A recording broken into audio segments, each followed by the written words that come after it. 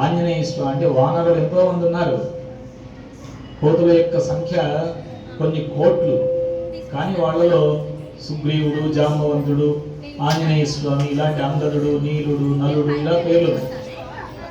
వాళ్ళలో ఆంజనేయ స్వామి సీతారాములకు సహాయం చేసినటువంటి వాడు. లంకానగరానికి వెళ్ళి అమ్మవారిని దర్శనం చేసుకొని వచ్చినటువంటి వాడు. రాక్షస సంహారం చేశాడు. అందుకే ఆంజనేయ స్వామి యొక్క ప్రార్థన అనేటువంటిది పిల్లలకు చాలా ప్రధానమైనటువంటిది. బుద్ధిర్బలం, యశోధైర్యం, నిర్భయత్వం, అరోగత, అజాడ్యం, వాక్పటుత్వంచ హనుమాన్ స్మరణాద్భవే. ఆంజనేయ స్వామిని ప్రార్థన చేసుకుంటే బుద్ధిబలము, జ్ఞానబలము అన్నీ కూడా ఇస్తాడు. అలాంటి ఆంజనేయ స్వామిని ప్రార్థన చేసుకుంటే చెడు కళలు కూడా దూరం చేస్తాడు అని చెప్తున్నాడు. రామస్కందం హనుమంతం వైనతేయం. వైనతేయుడు అంటే గరుత్మంతుడు, ఈగలు, గద్ద. గరుత్మంతుడిని ప్రార్థన చేస్తూ ఉన్నాడు. కారణం ఏమిటి? గరుత్మంతుడు ఆయన సోదరుడు సూర్యుని యొక్క సారథి అనూరుడు అని ఆయన పేరు. అంటే సగం శరీరంతో పుట్టాడు. మనం ఈ రోజుల్లో అయితే కోడిగుడ్డులో నుండి పిల్లలు బయటకు వచ్చేటువంటి వాటిని చూస్తున్నాం. పురాణాలలో మనుషులే గుడ్డులో నుండి బయటకు వచ్చినటువంటి వాళ్ళు ఉన్నారు. వినుత, కద్రువ అనేటువంటి స్త్రీలలో వినుత అనేటువంటి ఆమెకు 2 గుడ్లు జన్మిస్తాయి. కద్రువ అనేటువంటి ఆమెకు కొన్ని వందల గుడ్లు జన్మించాయి. అవన్నీ పగిలి పాముల్లాగా మారతాయి. అంటే మనం చూస్తున్న ఈ రోజుల్లో ఉన్న పాములు వేరు, వాటికి నిజరూపం మనలాగానే ఉంటుంది.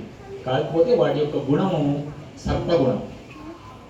మరి మిగిలిన 2 గుడ్లు ఉన్నాయి ఈమెకు పుట్టిండేటువంటి వినుతకి. అరే ఆమెకేమో ఆ గుడ్లన్నీ కూడా పుట్టడము, పెరగడము, పిల్లలు అవ్వడం అంతా అయింది. మరి నా పిల్లలు ఇంకా ఈ గుడ్డేమో పెరుగుతూనే ఇంత అయిపోతుంది, మరి ఏమిటో ఇంకతో అనుకుని ఆయన ఏం చేసింది? ఆకృత వెళ్ళి ఒక గుడ్డును పగలగొట్టి, ఆ పగలగొట్టే సమయానికి నడుం భాగానికి తగిలింది. ఈ నడుం భాగం నుండి కింద భాగం అంతా ఆయనకి లేకుండా పోయింది. పుట్టినవాడు సగభాగంతో బయటకు వచ్చాడు, పెద్ద శరీరంతో వచ్చేసాడు. అప్పటికే పెద్ద గుడ్డుగా మారిపోయింది. రావడమే శక్తివంతంతో పుట్టినటువంటి వాడు ఋషుల యొక్క శక్తితో పుట్టాడు. మాటలు వచ్చాయి, అన్నీ వచ్చాయి. అనూరుడు అని పేరు పెట్టారు. ఊరు అంటే ల్యాబ్, తొడ భాగం లేనివాడు పుట్టాడు. మరి ఇలా పుట్టినటువంటి వాడికి పుట్టిన వెంటనే సూర్యుడు చూశాడంట. అప్పటిదాకా ఆయనకు దెర్ ఈజ్ నో చారిటర్, రథసారథి లేడు. అందుకు ఆయన ఏం చేశాడంట, ఈ అనూరుడు అనేటువంటి వాడిని తన యొక్క రథానికి సారథిగా చేసుకున్నాడు. ఈ పిల్లవాడిని తీసుకువెళ్ళేటప్పుడు ఈ పిల్లవాడు అనూరుడు అనేవాడు చెప్పాడంట తల్లితో, అమ్మ 2వ గుడ్డు మాత్రం పగలగొట్టకు, అది బయటకు వచ్చే వరకు దాన్ని రక్షించి. కొన్ని రోజుల తర్వాత అది గుడ్డు నుండి బయటకు వచ్చినటువంటి వాడు గరుత్మంతుడు. ఆయన తల్లి యొక్క కష్టాన్ని తెలుసుకొని కద్రువ అనేటువంటి ఆమె పెట్టినటువంటి ఒక పరీక్ష వలన ఆ పాములన్నిటికీ కూడా అమృతం కావాలనేటువంటి కోరిక వలన గరుత్మంతుడు దేవలోకానికి వెళ్ళి అమృతాన్ని సాధించి తీసుకొచ్చి ఇస్తాడు. తల్లి యొక్క దాస్య విముక్తిని తొలగింపజేస్తాడు. మరి అటువంటి గరుత్మంతుడు విష్ణువుకు వాహనమయ్యాడు. ఒకరు సూర్యదేవుడికి, ఒకరేమో విష్ణువు దగ్గరికి వెళ్ళాడు. మరి ఇటువంటి విష్ణు సేవ చేస్తున్నటువంటి ఆ వైనతేయుడిని అంటే గరుత్మంతుడిని కూడా రాత్రి సమయంలో మనం ప్రార్థన చేస్తే మన కష్టాలన్నీ కూడా తొలగింపజేస్తాడు అని చెప్పారు. రామ స్కంద హనుమంతం వైనతేయం. ఇంకొక ఆయన ఉన్నాడు వృకోదరం. వృకోదరుడు అంటే పెద్ద పొట్ట కలిగినటువంటి వాడు భీమసేనుడు. భీమసేనుడిని కూడా మనం తలుచుకోవాలి. ఆహారం తినడంలో కానీ, శక్తి బలపరాక్రమాల్లో కానీ, జ్ఞానంలో కానీ, శౌర్యంలో కానీ అన్నిటిలో కూడా ఆరితేరినటువంటి వాడు ఆయన. ధర్మరాజు, భీముడు, అర్జునుడు ఈ ముగ్గురు కుంతీదేవికి పుట్టినటువంటి వాళ్ళు. మాద్రి అనేటువంటి ఆమెకు నకుల సహదేవులు అనేటువంటి వాళ్ళు పుట్టారు.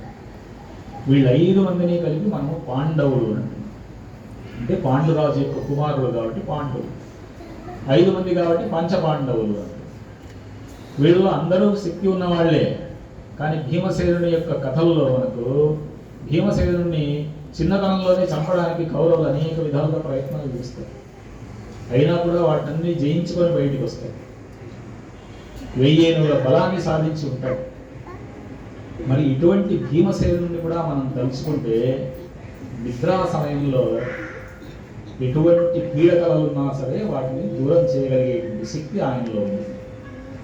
అందుకే వీళ్ళ పేర్లు 5 మంది ఇక్కడ చెప్తున్నారు. రామస్కంద హనుమంతం వైనతేయం నృపోదరం శ్రేయనేయ స్మరేన్ నిత్యం. శ్రేయన అంటే పడుకోవడం, పడుకునే సమయంలో నిత్యం ఎప్పుడు కూడా తలుచుకుంటే దుస్వప్నం తస్య నశ్యతి, మనకు వచ్చేటువంటి పీడకలలు అన్నీ కూడా దూరం అయిపోతాయి అన్నారు. కౌరవ పాండవుల గురించి చెప్తున్నప్పుడు ఒక శ్లోకం మనకి ఇక్కడ గుర్తుకొస్తుంది. ఇక్కడ సంస్కృతంలో ఒక శ్లోకం చెప్తున్నారు.